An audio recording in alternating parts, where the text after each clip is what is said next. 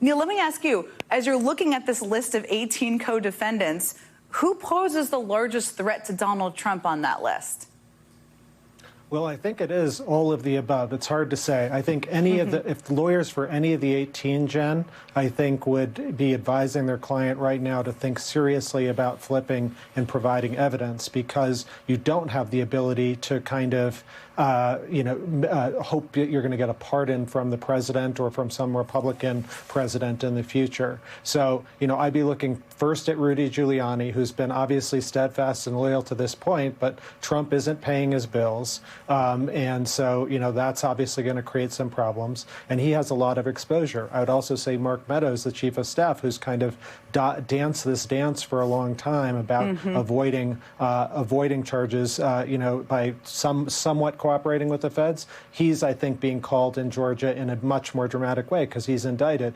Ken Cheesebro, all of these people are rich targets. So speaking of Mark Meadows and his dancing, just to keep going with Neil's analogy there was a new report this morning, Andrew, that Mark Meadows told prosecutors he didn't remember Trump declassifying documents in the Mar-a-Lago case. I don't know how important that is, so let me ask you that. But also, what does that tell you, or what do you read into that about his willingness to cooperate in the other cases, where he's a witness in many of them? Well, this is like the big mystery, is exactly what's happening with Mark Meadows and this sort of Sphinx-like character, where I think, as Neil correctly says, he's trying to sort of have it, both ways, where he sort of gives some information, hoping that if he sort of partially cooperates, he won't get federally charged.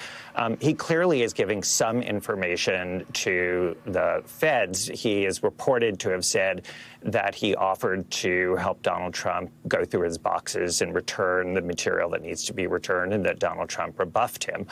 So that's clearly coming from Mark Meadows. But at the same time, there's information that came out that he basically removed very damning evidence from his book, where it now is very anodyne, where the initial draft was really much more damning. And that seems to be coming more from the ghostwriters who would know that side of the story.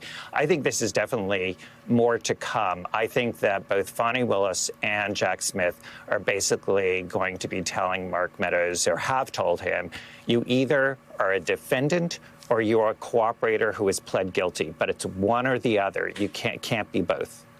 So just to pick off of that mention of the book, because there was a new report Andrew just referenced about an earlier version of Meadows' 2021 book mentioning the episode at Bedminster where Trump showed classified war plans to Meadows' publicists and ghostwriters to give more meat to the bones there.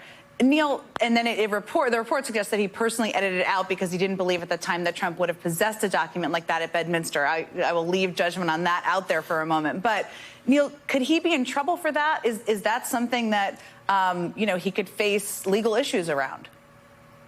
It's certainly possible. So as the reporting says, basically the ghostwriter for Mark Meadows saw this 4-page highly classified document at Bedminster, and that was in the initial description of the book and the initial draft, and it's been removed. Now, it could be removed because Meadows says, I didn't actually think that was true. Seems implausible given all of the evidence we already have about that 4-page document. And remember, that is part of the basis. It looks like it's the same document that was the basis for Jack Smith filing new charges against Donald Trump just a couple of weeks ago. But I suppose he can try and say, look, I just didn't believe that that was actually accurate. I didn't see the document, so I didn't want to put it in there. But it sure seems like it's a cover-up, Jen. And so I do think that creates the risk of additional exposure for Mark Meadows. The other piece of the story that Mark Meadows is saying there was no standing order for the declassify documents, I think is not all that surprising. I mean, none of us who've dealt with classified information thought there would be such a standing order. So it's kind of like basically discovering that there's sugar in dessert. Yeah, we all knew that. But it's helpful at the end of the day to have, President Trump's former chief of staff say, no, there was no standing declassification order. You heard it now, sugar in dessert, and also there was no standing order. Andrew,